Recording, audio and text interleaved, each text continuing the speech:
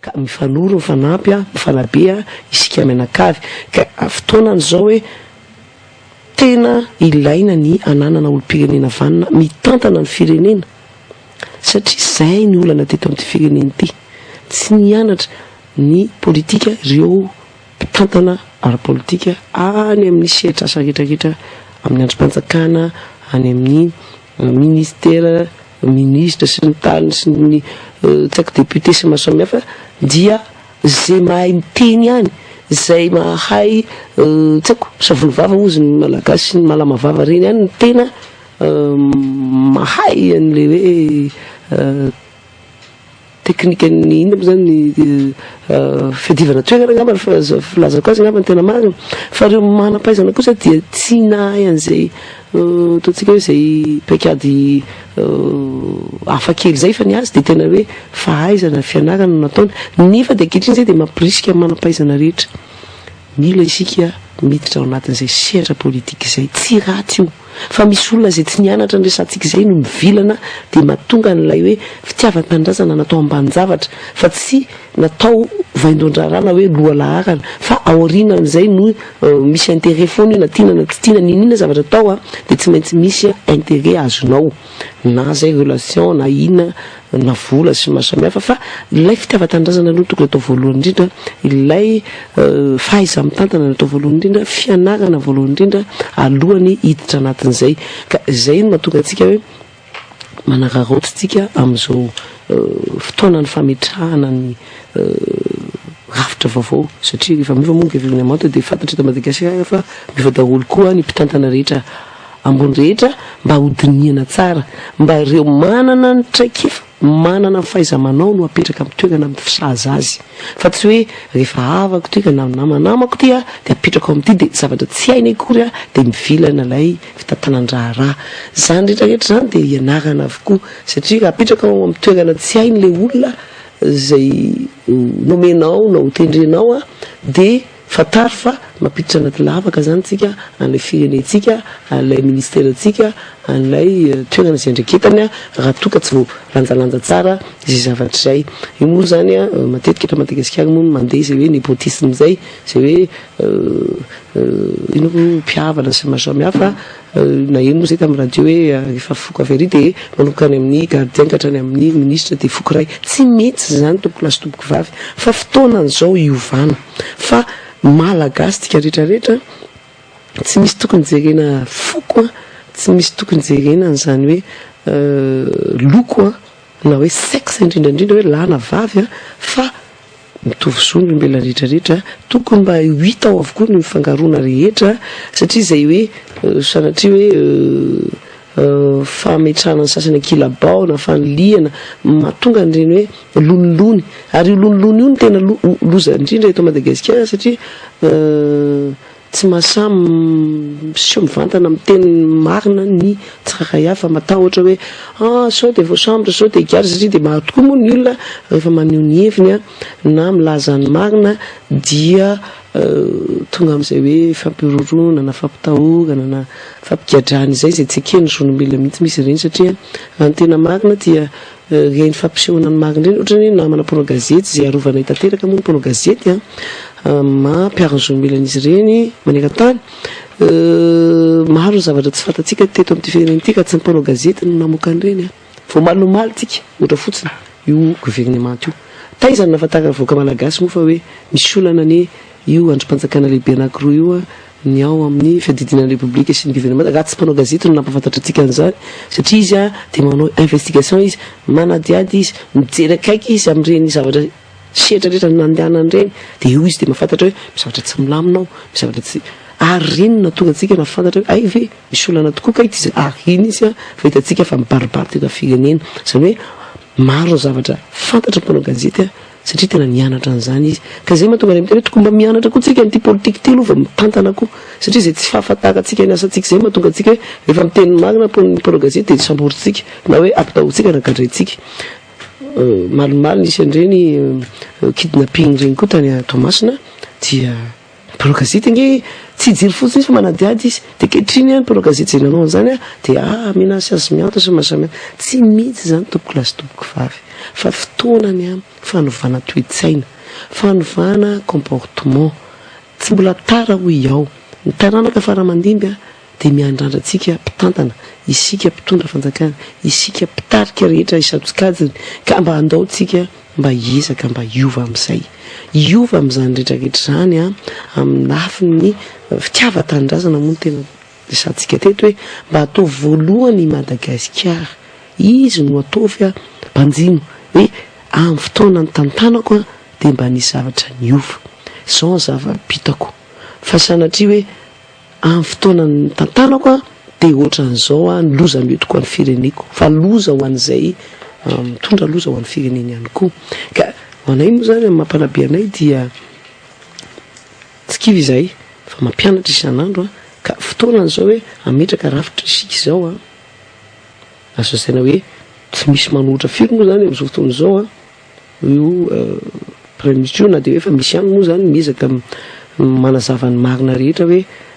matahotra ny sinina ny toko ray fotsiny ao anatiny fa izay kosa dia mbola miezaka ihany hoe jereo akaiky ny fametrahana zany mpikambana anivon'izany gouvernement zany iakina ny mpitantana ambony rehetra amin'ny ministera satria fa zary fombandrazana moa na de tsy zay moa ny tokony ho izy amin'ny tena firenena tena hoe mandroso sy ny miezaka ny ametraka ny demokrasia de hoe ny cabinet ihany ny tokony hidirana politika zay ny tena izy ao anatin'ny cabinetnao ministra no zonao tanteraka mametraka izay petraka ao raha toka hitanao fa mahavoafehy an'izay sihatrasy zay izy fa any amin'ny ataontsika hoe reny sihatra ohatra hoe avoleta teknisiany reny zay hitako tao amin'ny ministère ny fitsarana moa zany tamin'ny fotoan'andro nefa niova koa tatao rindrindra tato fa tadidiko tsara tamin'ny ataontsika hoe mety ministra enina angamba tamin'ny fotoan'andro nanomboka natokavana teto amin'ity fireneny ity efa avy nandrato fianarana de tsy niova mihitsy ra teknisiany avoleta reo satria tena olona manatraikefa fa zary niova isan'andro san'andro zany tato ato raha hita moa tsy mahomby satria mety hoe nisy akamakama tokoa tao alolo tao de dioviny izy ireny agatsarainy izy ireny ary tena ilaina tokoa zany raha tena olona tsy navoafehy satria de mety hoe olona tsy nianatra an'le izy akory reo zitsika teo ka manomboka amin'izao de azo atao tsara manatsara an'izany hoe ataovy an'le olona tena mahay an'le asa ny tantana an'ilay andraikitra ambony na ministra na secrétaire général na DG sy ny trana directeur mihitsy raha hita fa tsy mahomby de diovina tanteraka hoanay moa zany dia mampaneny lakolosy moa ny anjara asan'ny fiarahamonim-pirenena ka mbola tsy tara ho iaho teo satria dia mbola maro ireo maniry hiditra anatin'izany gouvernement zany angambany ary misy anteny zay fa hiantso ankalalana ny rehetra io premier ministre jaina zay nahazo an'izany laharana avoleta amin'ity fitantanana malagasy ity Madagasikara ity iantso izy angambany matso malaky be tena hoe record kosa aloha tamin'le fanindrena iny hoe 3 moa zany no ny faninana dia tsy ampy fotoana foivia tena hoe kely de kely de efa voatendry sady tsy haiko moa na mety hoe fa nandefa dossier taloha ngamba ny farany fahitanay olo-pirenena tompona andraikitra de ohatrany nalaky loatra ka tokony dinihana tsara zany ty fametrahana ty gouvernement ty raha misy ny olo-pirenena mazoto irotsaka amin'izany satria tsy mora miandry azy eo satria de tena hoe efa napetraka zany hoe ny gouvernement zay ny fandimby tao aorinan'iny fifidianana zay tao aorinan'ny tetezamita lavabe iny efa fantatra fa tsy mora ny ahazo ireo mpitantana ny firenena malagasy na zany filoham-pirenena na zany gouvernement satria nahoana fantatsika zavatra nitranga teto fantatsika ny toerana misy atsika de mila olona manana traikefa zany mila olona manam-pahaizana zany mila olona tena vonona ny iaro an'izany hoe fireneny zany tsy vato tanindrazana zany tia tanindrazana zany sy ny maro samihafa ka zany rehetra zany tokony lanjalanjaina tsara mba tsy isiany sanatria hoe fahadisoana indray de misy gazety zay moa hitako de hoe miova isan'ny taona ny gouvernement ngamba tsy de mendrika loatra angamba zany hoe 3 taona tsika de efa fanitelo ny gouvernement mbola tsy ampitelo taona koa raha tsy diso zany rehetrarehetra zany dia mila fahaiza-manao mila fitandremana, mila faimalona ary anaty fotoana ataontsika hoe lamina tsara, mandinika tsara mba tsy sanatria hoe io isan'andro ny mpitantana fa io zay manana ny traikefa ataontsika hoe nanana zay fahaiza-manao zay moa tamin'ny gouvernement teo aloha ka tiana ho hiara-iasa satria olona mpiara-miasa tao ihany ina moa no maharatsy an'izany satria dia fanohizana ny teo aloha zany continuité de l'état osika zay ilainy zany amin'ny fitantanana firenena ary ireo vaovao kosa zay te handrafitra navy amin'ny antokiny izy navy amin'ny nafiaka amin'ny pirenena na tsy fantatra ka hita fa manana zany dia zava-dehibe ny hiaraka hitantana an'io nareo zay mitritra ny hiditra anatin'izany gouvernement izany ary mba tsy ho lokotokana araka voalazany sasany no hiteo fa mba loko maro samihafa mba tena hoe io fa tena manjaka marina ny demokrasia ao Madagasikara ao indrindra fa vao malimalitsika ny voaka tao anatin'iny fifanarahana zay tena hoe nametrahana ilay hoe tokony hiaraka isika amoka any Madagasikara ao anatin'ny fahantrana, amoka Madagasikara ao anatin'ity fijaliana, ity fampitehana, falotona sy ny maro samihafa tsy indrindra fa ny kolokolo zay tena hoe mamparary sy mampikaikikaiky amin'ny vahoaka malagasy ity ary azahoantsika tena hoe loha laharana mihitsy eto amin'ity zao tontolo zao ity hoe ahoana mba hampiovan'izay rehetrarehetra ka fantatra moa fa dia hisy fifidianana maro samihafa eto ary olona manana traikefa amin'ny fifidianana André Matoa Premier Ministre satria dia niara-niasa akaiky tamin'ireny fanomanana sy fanaovana fifidianana ireny tamin'ny fotoan'androny misy manateny izay fa sanatria tsy atao sarisariny fotsiny ny CENI izay mipiraka io marina hoe fa voapetraka avokoa ireo ratsamangaiky any amin'ny district ary hita fa hoe loha laharana ireo adjoint ny chef district izay hoe mikarakara ny lisitra fifidianana ary fantatra hoe ny sefokotany no tendrena sy maro samihafa fa misy manateny izay fa dia tena hoe hitondra ny traikefa tanteraka izy amin'ny fahaiza-manaony raha toa ka hoe nisokona tao amin'ny intérieur ministère intérieur io fifidianana io zay nitakina teto amin'ity firenena ity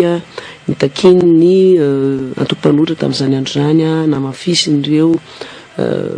fiarahamonim-pirenena namafisiny ny mpiara-monina antokisan-tokajiny zay miay amin'ity firenena ity no sy manampy ity firenena ity dia ankehitriny ngambany misy manateny izay fa tena hoe mpiara-monina antoka tena izy zany sy misy ity ataontsika hoe ministère ity fa nisy moa fiara-miasa fa ankehitriny somary miova zalazaina hoe vitsy dia vitsy moa zany ny fiarahamonim-pirenena ary tsy dia manana tsy matapakahatra intsony ny akamaroan'izy ireo zany any amin'ny sehatry fifidianana rehetrarehetra any any amin'ny district any hatrany amin'ny région mbola ho apetraka ka misy manateny izay fa dia hitondra izay traikefa amin'izay izy amin'ny fanatsarana bebe kokoa mba hisiny ny fatokisany rehetra ny fangararahana ary ny fadiovana izany fifidianana izay fanisy izany satria dia fantatra fa dia ny fifidianana ihany no tena mitondra ireny crise isan-tsokajiny teto amin'ny firenena ireny ka dia raha ny traikefany sy ny fahaizana dia tokony izy zany tsy adisy fanantenana ny maro fa tokony hitondra izay fahaiza-manao na teo anivon'ny intérieur na teo anivony izay fitantanany an'izay ataontsika hoe ministera izay karakara ity fifidianana ity miaraka amin'ny CENI mazava ho azy izay hita ihany hoe somary ny amiena ny fahefana nanan'izy ireo ary tsy mbola voapetraka akory nanratsamangaiky anivon'ny région sika teo fa tokony mijerena akaiky zany io fikarakarana fifidianana io satria dia miandrandra ny pirenena voafidy tao anatin'ny fifidianana tena marina tena izy madio mangarahara izahay vahoaka malagasy isika vahoaka malagasy ka natoka olona manana izany traikefa izany eo dia mba hofaly ny vahoaka raha misy ny fitsarana ny tantara indray andro any